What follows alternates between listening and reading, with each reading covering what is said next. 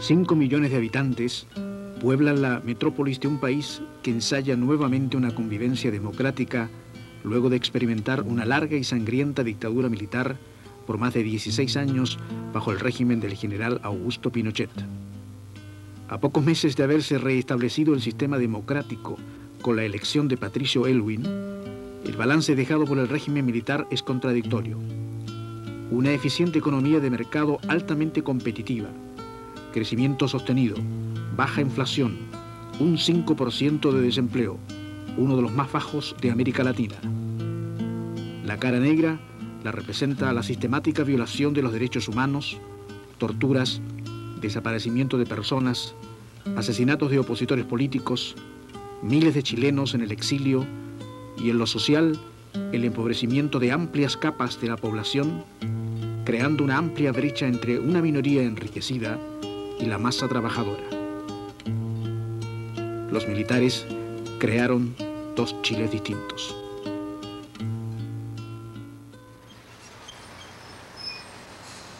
A pocos meses de haber asumido el nuevo gobierno democrático y luego de un traspaso del poder realizado de común acuerdo, ya empiezan a perfilarse los conflictos entre la cúpula militar y las autoridades civiles del nuevo gobierno.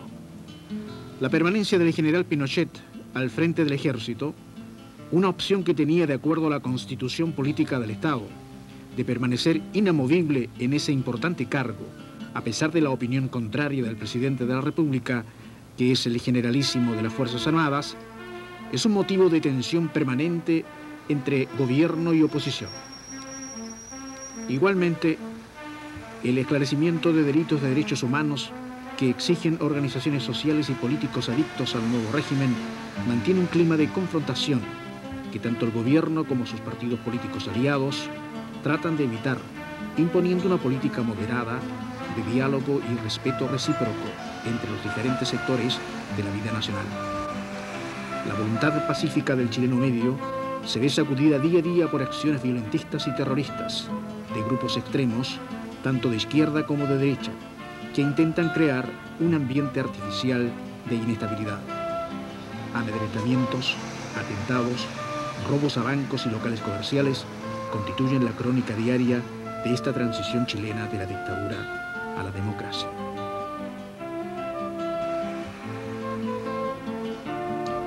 Por otra parte, la contaminación atmosférica provocada por el smog ha creado serias dificultades a las autoridades de Santiago.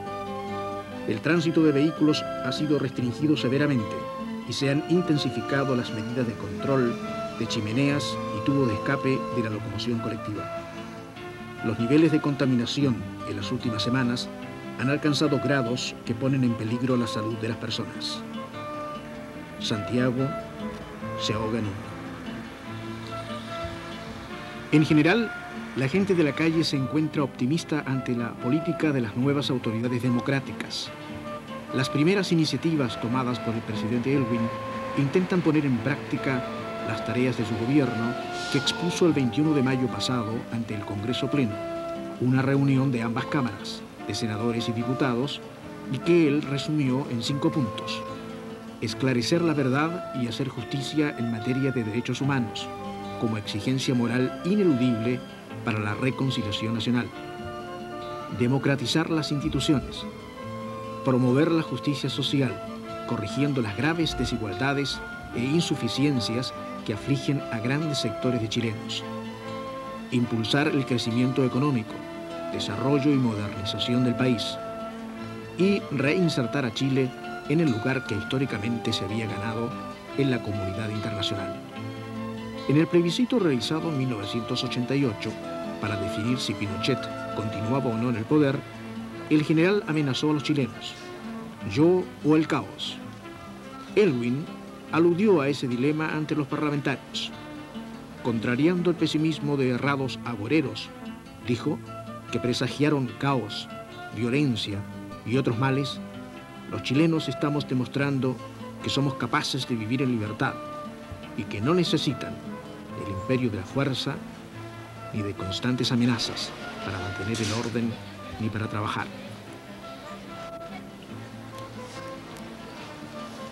Así se saldaban cuentas con el pasado. Y y Chile se reencontraba con la democracia perdida en 1973.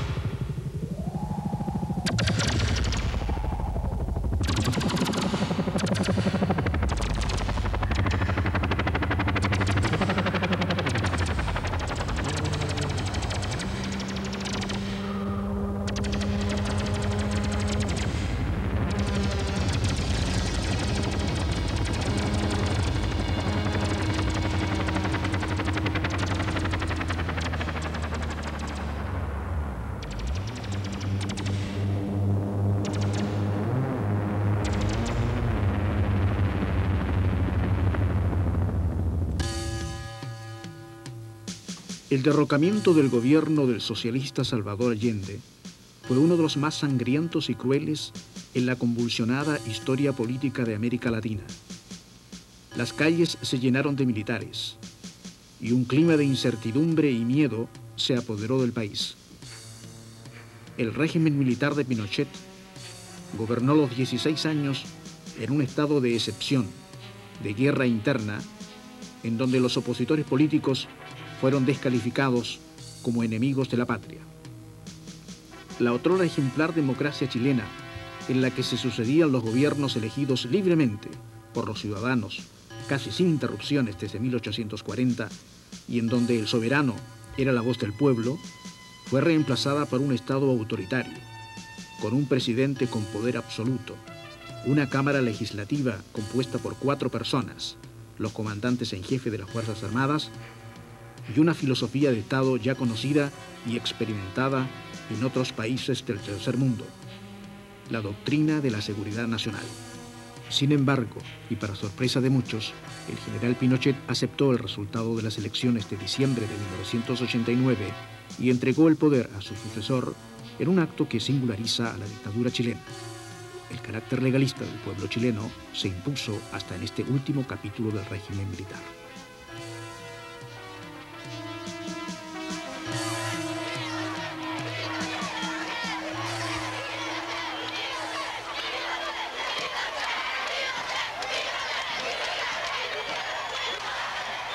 El general, en su último viaje como presidente, se dirige al Congreso a hacer entrega del poder.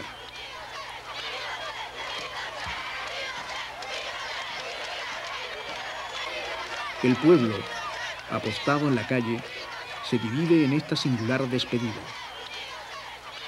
Algunos lo aclaman, otros le gritan asesino.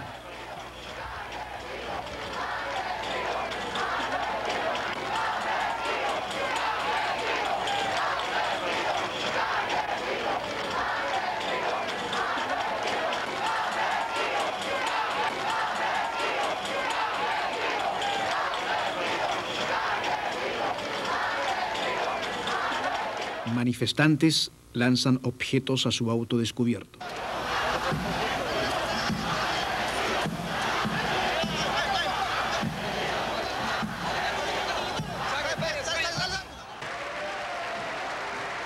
Pinochet llega al Congreso.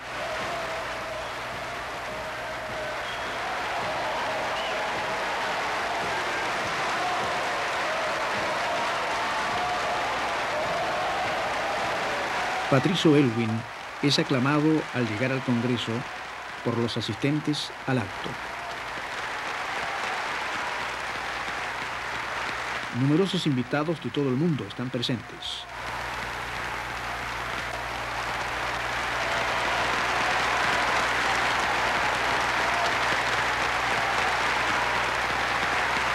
Entre ellos, el senador norteamericano Edward Kennedy.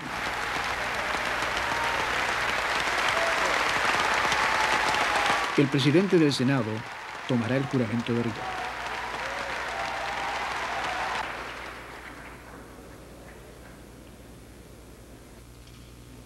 Señor presidente electo, ¿juráis o prometéis desempeñar fielmente el cargo de Presidente de la República, conservar la independencia a la nación y guardar y hacer guardar la Constitución y las leyes? Sí, juro.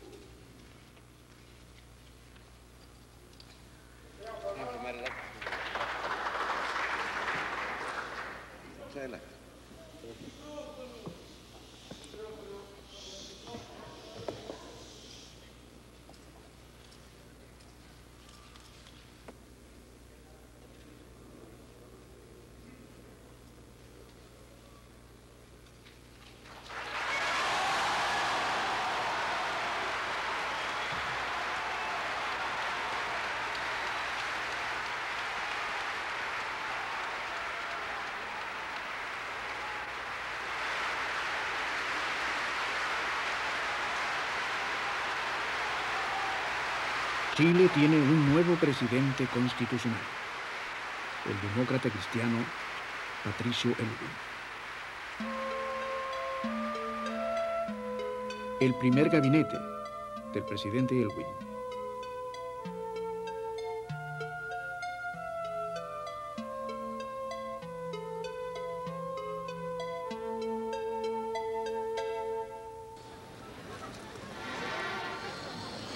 Uno de los problemas fundamentales que el gobierno democrático chileno tendrá que resolver a futuro es el económico-social. A pesar que las estadísticas muestran que la tasa de desempleo es actualmente de un 5,6%, llama la atención en las calles de Santiago la gran cantidad de vendedores ambulantes y callejeros que han invadido las principales arterias y paseos peatonales de la capital de Chile. Este trabajo informal figura tradicionalmente como empleo fijo, lo que distorsiona un cuadro real del número de chilenos que carecen actualmente de una ocupación. Las autoridades económicas han denunciado que el régimen anterior ha dejado desfinanciado el presupuesto 1990 en 117.000 millones de pesos, lo que ha motivado la dictación por parte del gobierno de una reforma tributaria, mediante la cual se recauden los fondos necesarios para financiar los proyectos sociales del gobierno. Fundamentalmente, el gobierno de Aylwin desea compatibilizar dos principios para tener éxito en su gestión: eficiencia económica y justicia social.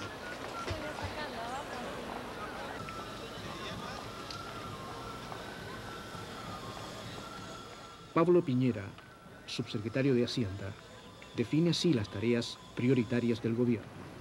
Uno de los objetivos centrales de este gobierno, del gobierno del presidente Aylwin, es lograr de alguna forma en los próximos 4 años mejorar la condición de vida de los chilenos, y para este objetivo se han planteado dos formas de hacerlo.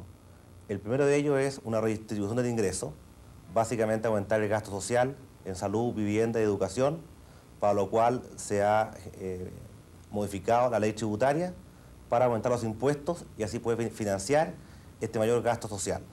Y también estamos ciertos de que una forma importante para mejorar el nivel de vida de los chilenos es el crecimiento. Y en esa medida hay un fuerte compromiso del gobierno de mantener las condiciones económicas del país que permitan al sector privado el poder crecer, con lo cual aumenta el empleo y aumenta las remuneraciones.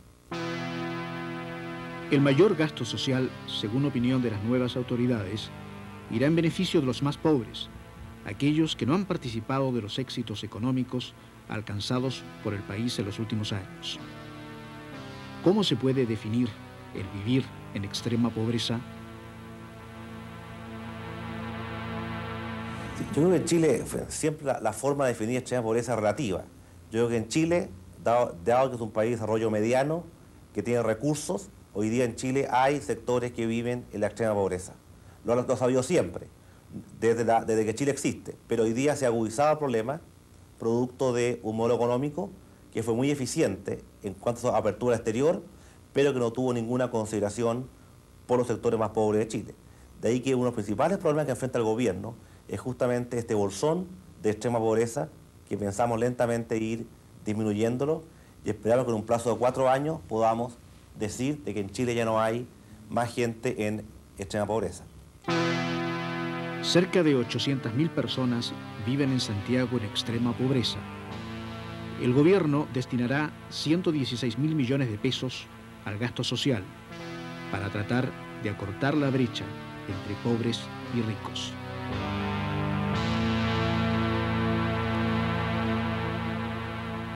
El gobierno recién asumido el 11 de marzo del 90, su primera prioridad fue justamente enviar esta ley tributaria a objeto de conseguir más recursos para poder financiar un mayor gasto social. Esta reforma, como un signo de este gobierno, en términos de cambiar la forma de hacer política, esta reforma fue conversada y discutida con los principales partidos de oposición, con los empresarios, con los trabajadores, en fin, con todas las fuerzas vivas del país, a objeto de que esta reforma tributaria fuera una reforma de consenso.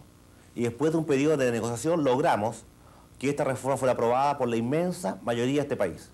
El principal partido de oposición chileno aprobó esta reforma tributaria, con lo cual esta va a ser votada en el Congreso con un apoyo del 80 o 90% de los parlamentarios. Esta reforma básicamente apunta a tres aspectos. El primero y más importante es de que en Chile las empresas, las corporaciones, prácticamente tenían tasa de impuesto igual a cero. Hoy día se ha elevado esta tasa a un 15%. Luego todas las empresas pagan en Chile, o pagarán en Chile, un 15% de sus utilidades y seguimos siendo el país con la tasa de impuesto a empresas más bajas del mundo. La segunda parte de la ley tributaria es aumentar ligeramente el impuesto que pagan las personas. Creemos de que este gran esfuerzo social a que ha llamado el gobierno debe ser compartido por las empresas y también por las personas. La tercera parte de la reforma es de que el impuesto a lo agregado, de que en Chile era inicialmente un 20%, cayó a un 16% en el gobierno pasado, hoy día va a aumentar nuevamente a un 18%. Y por último, estamos intentando de que todos los sectores económicos, como la agricultura, la minería y el transporte, pasen de pagar impuestos en base a una renta presunta a pagar impuestos en base a una renta real, como una forma de uniformar el criterio de que en Chile todos pagan impuestos sobre la misma base. Y estamos ciertos de que esta reforma va a permitirle al país una mayor equidad, una mayor justicia impositiva y poder financiar este mayor gasto social que el país espera y requiere de este nuevo gobierno. Ahora, ¿qué piensa el otro Chile? El Chile de los empresarios, de los financistas, el que habita en barrios muy elegantes y con todo el confort de un país desarrollado. El Chile que protegió el régimen militar. Aún se cita aquí en Santiago una frase del general Pinochet que resume toda la filosofía de la política económica de los militares. Si me voy, ¿quién va a cuidar de los ricos? Es el otro Chile, moderno, desarrollado, incorporado a los mercados mundiales, con empresas eficientes, con trabajadores bien pagados, capacitados, con un cierto buen nivel de vida. Chile ha experimentado un cambio radical en su sistema económico. Hasta 1973, el Estado controlaba alrededor de un 65% de la inversión pública.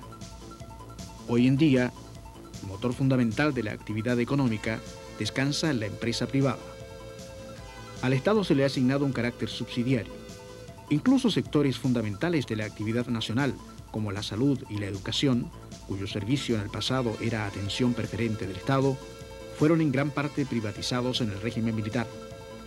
Los nuevos gobernantes quieren corregir estos excesos sin alterar fundamentalmente el rol prioritario de los empresarios en la economía.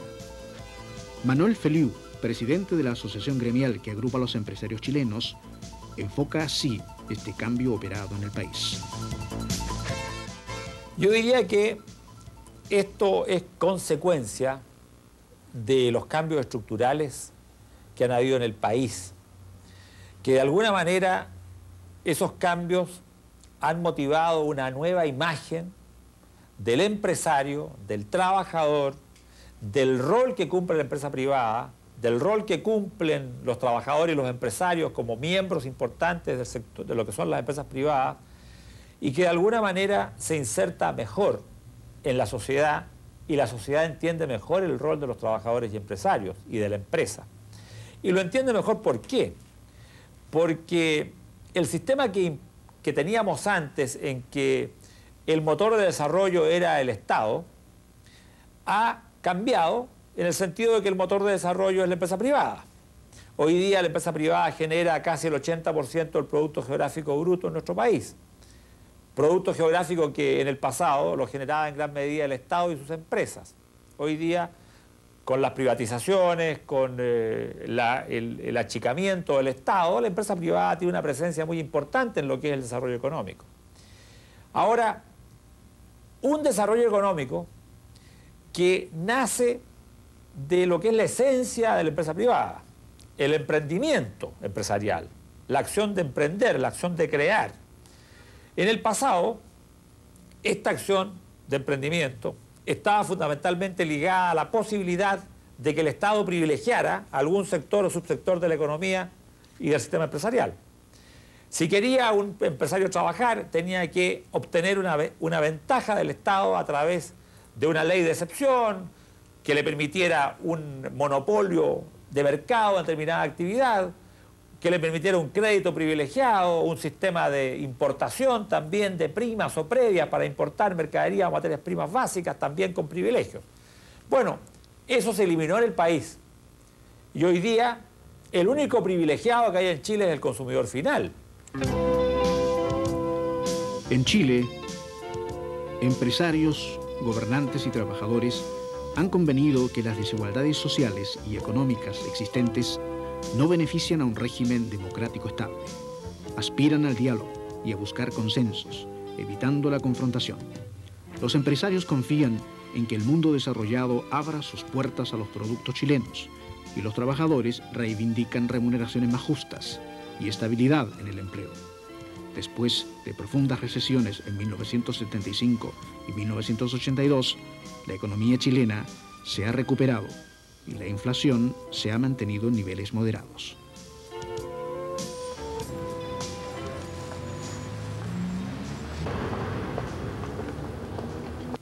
Chile es un país que tiene basada su estrategia de desarrollo en el comercio internacional. De manera que fundamentalmente, ¿qué nos interesa a los chilenos? ¿Qué le interesa al país? Le interesa poder comercializar sus productos en mercados libres, en mercados en que se eliminen las protecciones.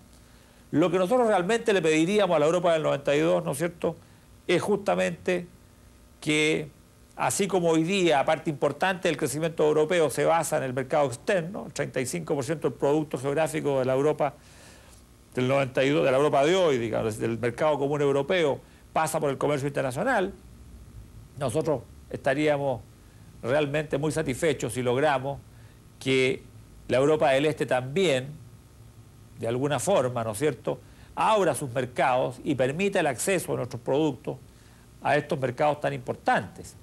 Nosotros lo que quisiéramos realmente es poder tener libertad de mercados. Y en ese esquema, si somos más eficientes con nuestros productos, si somos más agresivos con nuestras estrategias de marketing, vamos a llegar mejor que otros países a esos mercados. Chile fue en el pasado un típico país monoproductor. El país vivía fundamentalmente de la explotación del cobre. En los últimos años se ha desarrollado espectacularmente la exportación de frutas, principalmente uva de mesa. Duraznos, manzanas y kiwis son los otros productos frutícolas que encuentran gran aceptación en los mercados de Estados Unidos, Europa y Japón. A comienzos de mayo, las exportaciones de fruta chilena se habían incrementado en relación con lo registrado el año pasado a la misma fecha en un 22,6%, completándose envíos por un total de 102.757.429 cajas. Se estima que el volumen total de las exportaciones durante la temporada 1989-1990 alcanzará 110 millones de cajas. La aparición de 2 granos de uva envenenadas en un embarque reciente a los Estados Unidos no ha dañado mayormente el volumen de exportaciones de estos productos, de acuerdo a informaciones de los exportadores.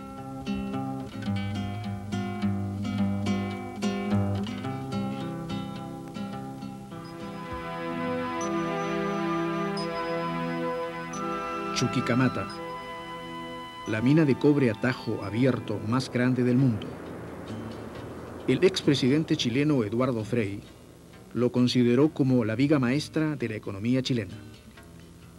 No obstante el incremento de exportaciones de diferentes rubros, el cobre se mantiene como el principal producto generador de divisas en la economía chilena. Chile es el productor y exportador de cobre más grande del mundo, con un 22% del total de la producción del mundo occidental. El país es también el mayor productor y exportador de nitrato de potasio y nitrato de sodio. Cuenta también con aproximadamente el 23% de las reservas de cobre del mundo. La importancia estratégica que el cobre tiene para la economía chilena se aprecia al considerar que un cambio de solo 1 centavo de dólar promedio anual en el precio del cobre altera los retornos por exportaciones en aproximadamente 30 millones de dólares y en unos 26 millones de dólares los ingresos en moneda extranjera del gobierno.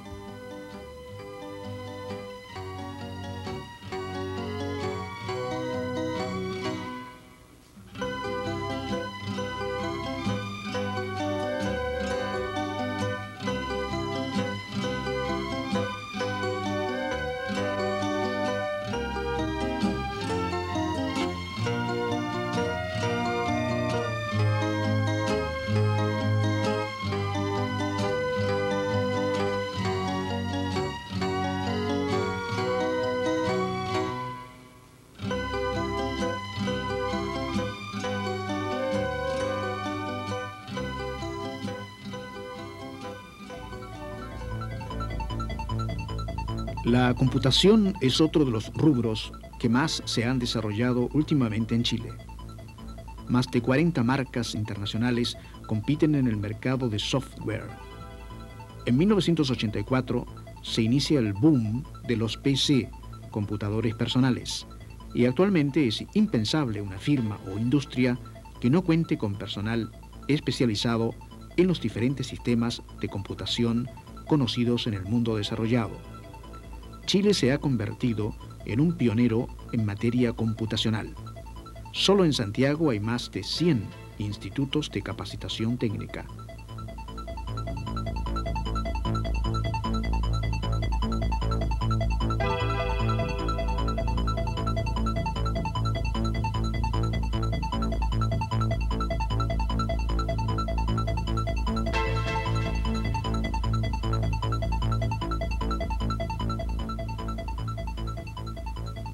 ¿Usted podría explicarnos el uso de esta parábola que estamos contemplando en este momento? El objetivo de haber puesto esta parábola acá en nuestras instalaciones es el poder dictar un seminario de alto nivel que se denomina de riesgos financieros y mercados a futuro. De manera que a nuestro auditorio, a nuestro público, a nuestros alumnos, los vamos a conectar directamente con las bolsas de Nueva York, por ejemplo, de Tokio, ¿cierto? Bolsa metalera, movimiento bursátil en general de estos grandes mercados, ¿cierto? Europeos, ¿cierto? Y norteamericanos, posiblemente. De manera que las personas van a estar asistiendo a su seminario, ¿cierto? Entregándoseles toda la información que ellos y a la vez van a poder ver en tiempo real, es decir, exactamente el momento que están sucediendo las cosas, a través de satélite que lo capta esta parábola, en un monitor, en un computador, ¿cierto? La información que ellos requieren para su trabajo diario. Chile está volcado hacia el comercio exterior. Más de 24 bancos extranjeros atienden las necesidades de financiamiento y asesoría en las transacciones comerciales. Y el capital fluye al país en forma constante en los últimos años, independiente de los cambios políticos que se han registrado en el país. La amenaza de yo o el caos, propagada por el régimen militar, no asustó a los inversionistas extranjeros.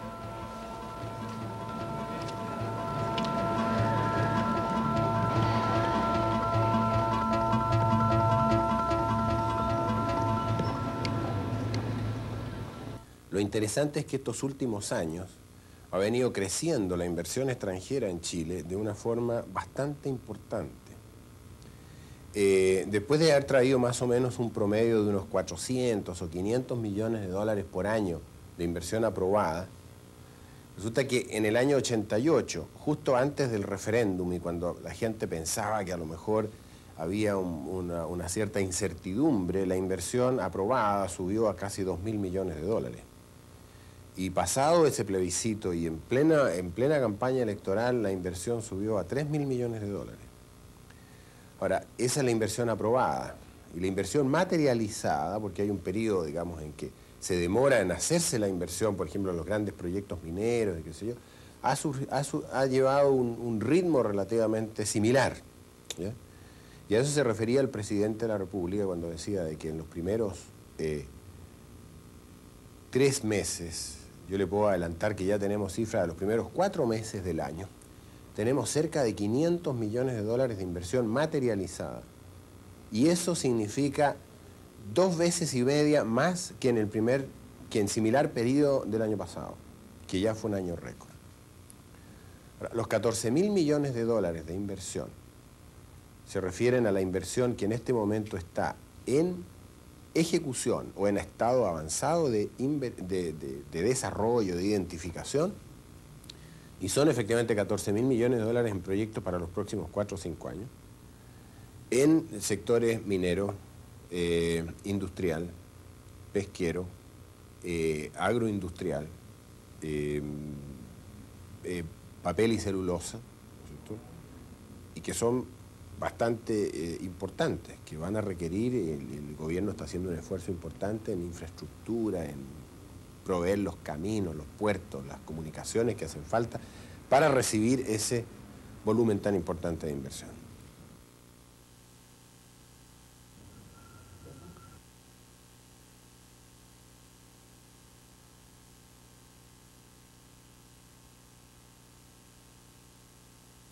Señor Ibáñez, ¿cree usted que el peso de la deuda externa juegue un rol o vaya a jugar un rol importante en el futuro para el inversionista? Y se lo digo porque se tiene el pálpito de que el gobierno de Elwin hereda, sobre todo para el año 91, una amplia cobertura de pago. Así es. De pago. ¿Usted cree que eso influye de alguna manera en que existe una cierta reticencia o inseguridad desde el punto de vista de la deuda externa? Yo creo que en el pasado, en los años recientes, ¿no es cierto?, para lo que ha servido es para que se pusieran en práctica mecanismos de conversión de deuda en capital, lo que en la jerga de la legislación chilena se llama el capítulo 19, porque se refiere al compendio de cambios internacionales, que permitió transformar una buena parte de la deuda en capital y hacer lo que se llaman los swaps, ¿no es cierto?, de deuda capital, y rebajar considerablemente esa deuda. Ahora, es cierto que los pagos de la deuda renegociada empiezan a hacerse más duros y más efectivos del año 91 y 92. Pero nosotros creemos que con la política de manejo de la balanza de pagos y manejo de comercio exterior y incremento de las exportaciones, que ha sido espectacular, creemos que se va a poder manejar esa parte en forma relativamente razonable y que eso no debería afectar el clima de inversiones en Chile. La gente de la calle no entiende mucho de estadísticas. Se motiva y le afectan problemas más concretos de la vida diaria. Seguridad, empleo, nivel de remuneraciones, esperanzas en el futuro. En definitiva, las gentes que transitan por las calles de Santiago representan al país real.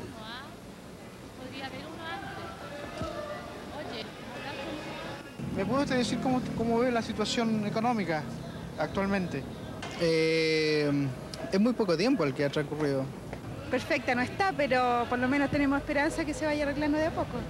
Es que no podemos pedir un cambio muy radical porque no se puede, porque nos dejaron así. ¿Con el sueldo mínimo se puede vivir? Por lo menos lo mínimo tendría que ser unos 35 o 40 mil pesos. Hay gente que yo vi que aquí opinó, dice no podemos pedirle al gobierno un cambio tan brusco. ¿Y por qué antes pedían de un momento a otro cambios bruscos? Tendrían que cooperar también, ¿cierto? Exigir y cooperar. No soy partidario de ningún régimen, pero en democracia se hacen huelga porque estamos alegando los derechos laborales que se nos pasaron a llegar. Con el gobierno democrático nosotros tenemos mucha esperanza, pero desgraciadamente está amarrado. Yo soy jubilado, sí.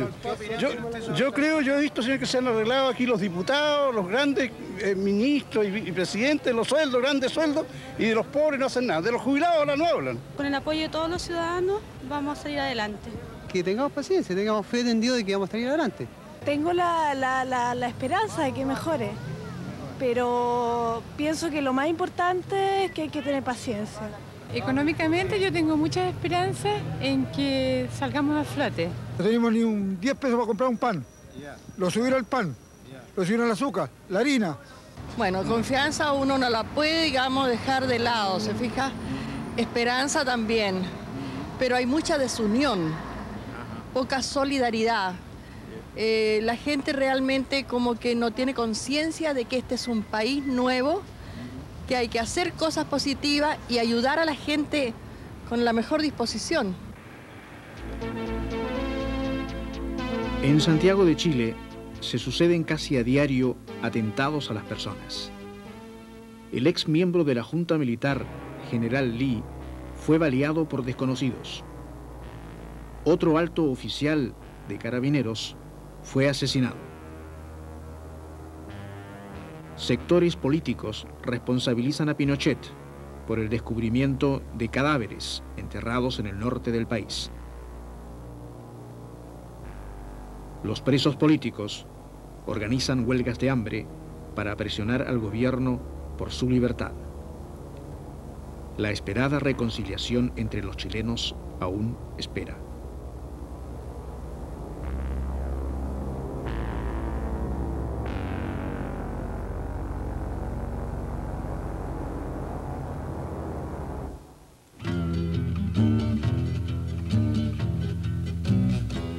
Los trabajadores sindicalizados, alrededor de un 10% de la masa laboral, han cambiado su estrategia de lucha. Ahora privilegian el diálogo con los empresarios, evitando la confrontación. Incluso han llegado a acuerdos con estos.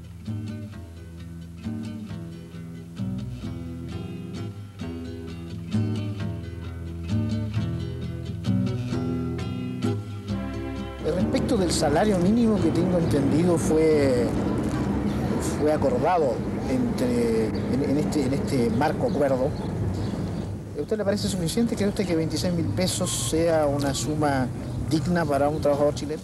En absoluto. Nosotros creemos que 26.000 pesos no vive una familia chilena en primer lugar, ¿no?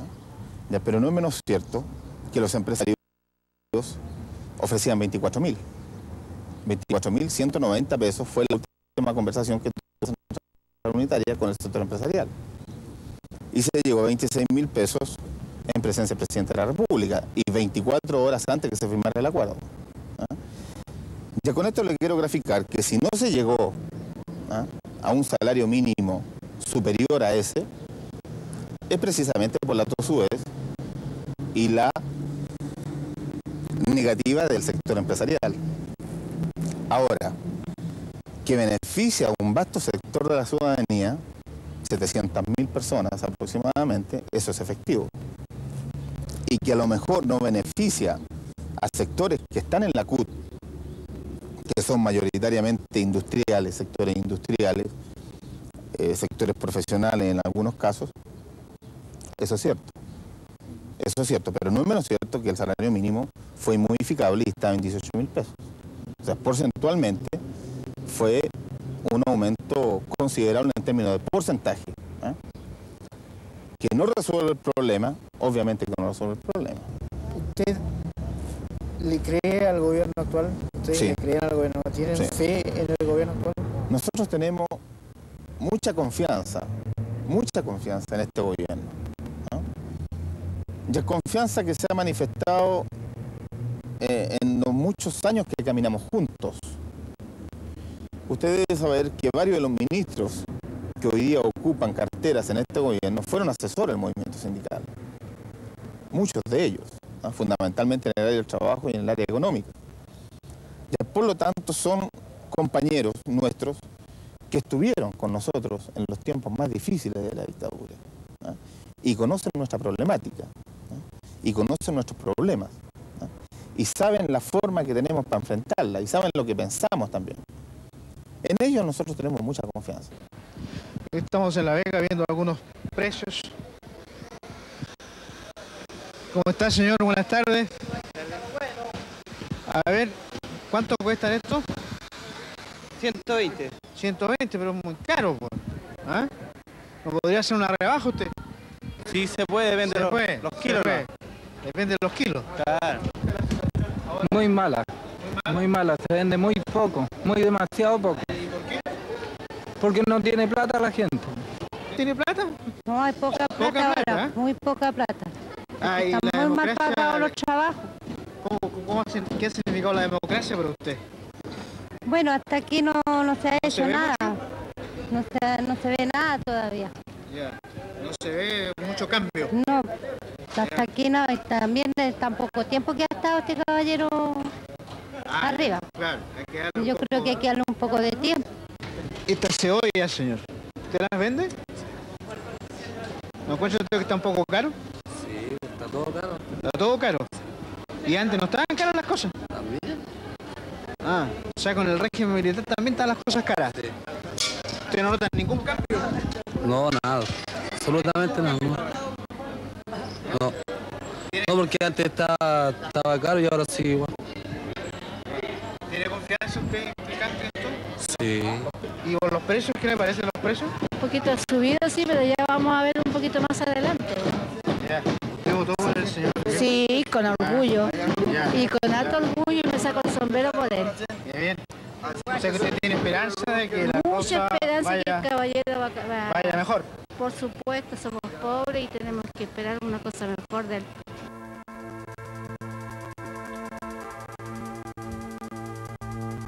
El barrio Bellavista en Santiago. Ubicado en los faldeos del Cerro San Cristóbal, es el refugio nocturno de juventud, bohemios, intelectuales, artistas.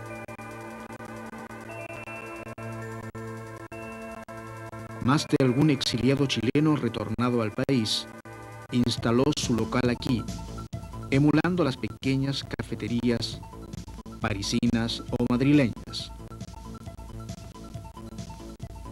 A pesar de las frías noches otoñales, se puede ir a pasear y comprar objetos artesanales o asistir a espectáculos teatrales o musicales.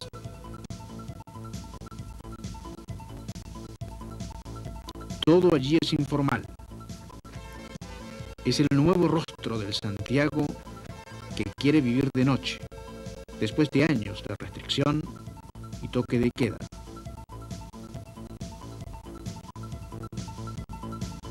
Este barrio es un símbolo.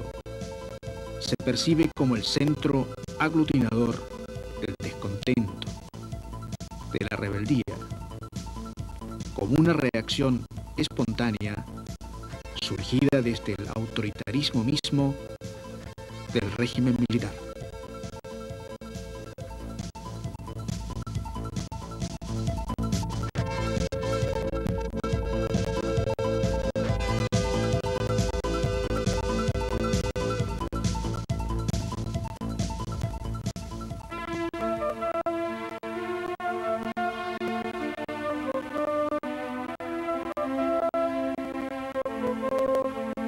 En los duros años del régimen militar, la rebeldía se atrincheró en las aulas del Instituto Pedagógico de la Universidad de Chile, al que le cambiaron el nombre y lo transformaron en universidad particular.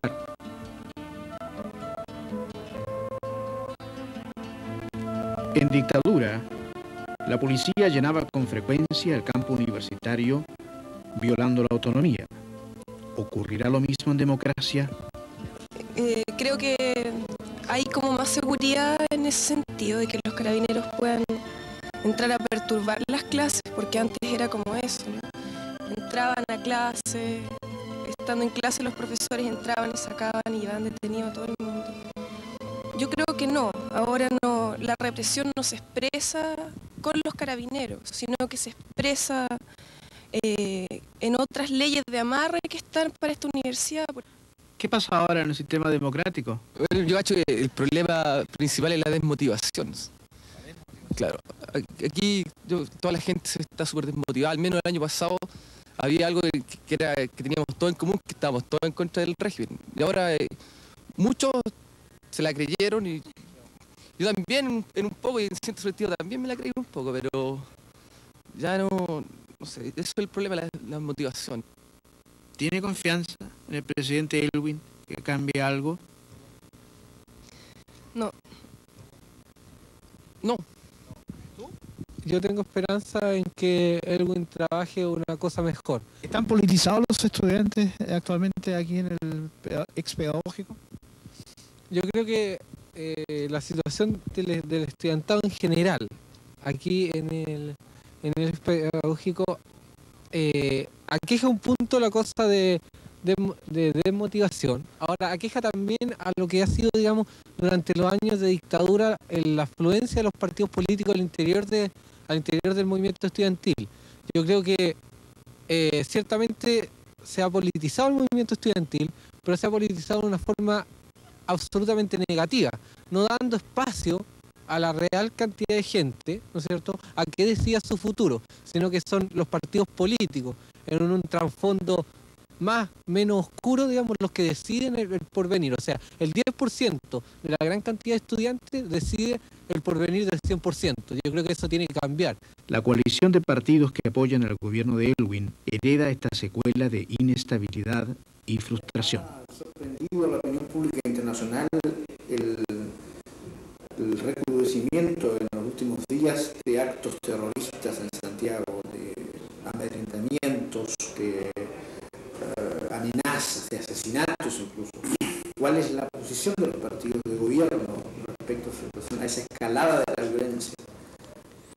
Los partidos de gobierno y naturalmente el Partido Radical, que representa el socialismo democrático en Chile, hemos repudiado en términos absolutos el terrorismo y el violentismo.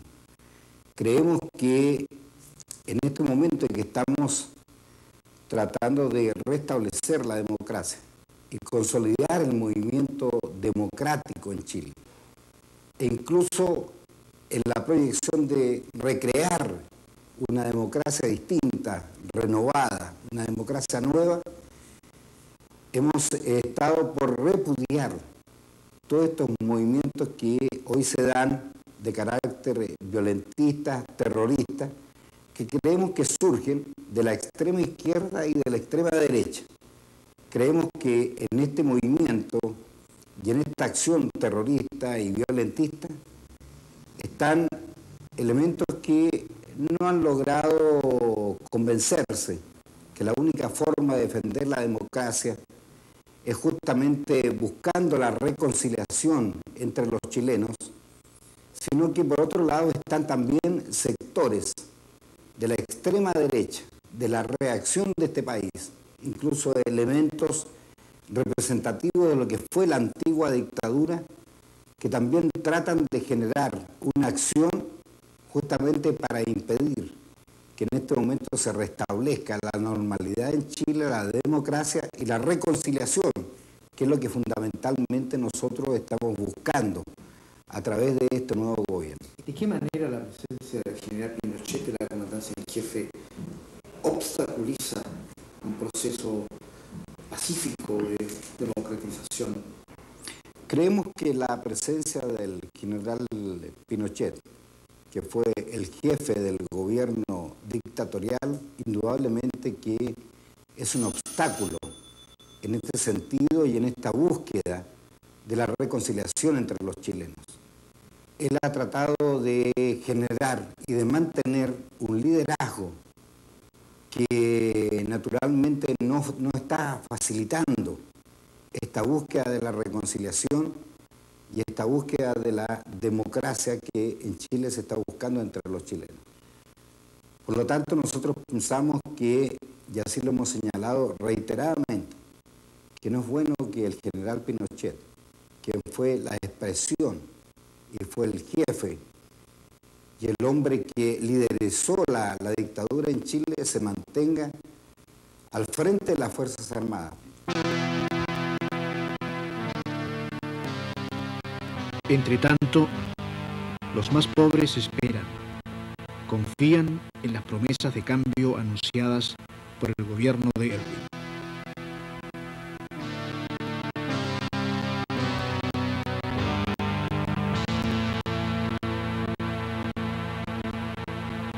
Yo veo el futuro bueno. Sí, un futuro bueno. Háblenos un poco de lo que pasó en los años de régimen militar. Bueno, yo estaba recién casada, tenía una niña de 1 año. Fue muy triste porque mi marido estaba trabajando y yo estaba escuchando la radio en ese momento, parece que era la corporación en ese tiempo.